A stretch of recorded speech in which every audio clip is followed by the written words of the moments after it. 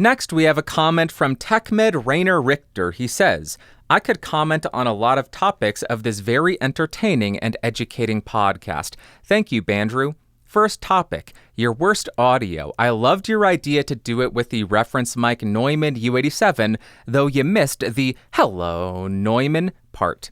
It's a perfect exaggerated example that you can spoil audio even when using the best gear. Rainer, thank you very much for the comment. I really do appreciate it. I want to add on and address a few things about the terrible audio last week. I used the Neumann U87 running through a very high-end preamp into a very high-end interface in a decently treated room, and I got it to sound terrible.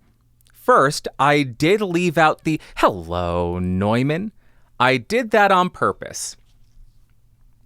Last week, I was trying to cause as much pain and suffering as possible.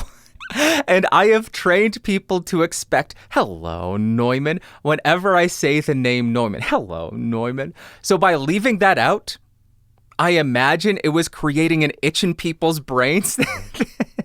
This is just purely evil.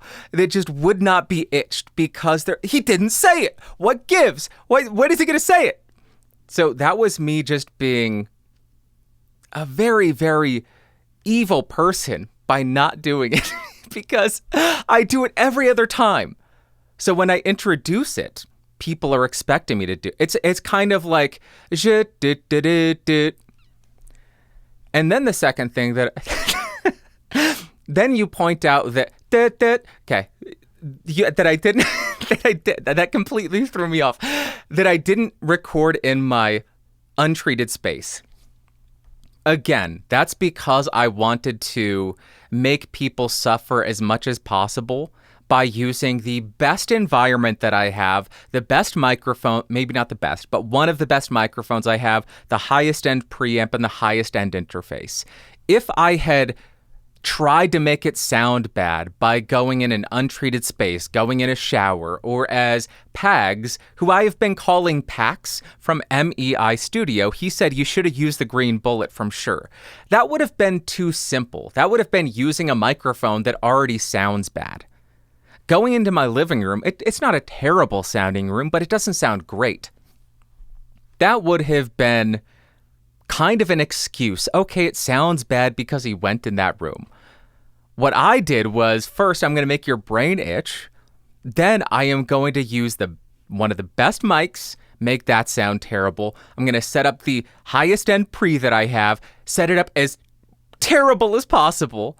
And then I am going to gain stage it so poorly that I overdrive the converters in my interface to make you suffer. And this will all be done in a decently treated room to prove, as you say, even with the highest end gear, you can spoil a recording, even in a decent room.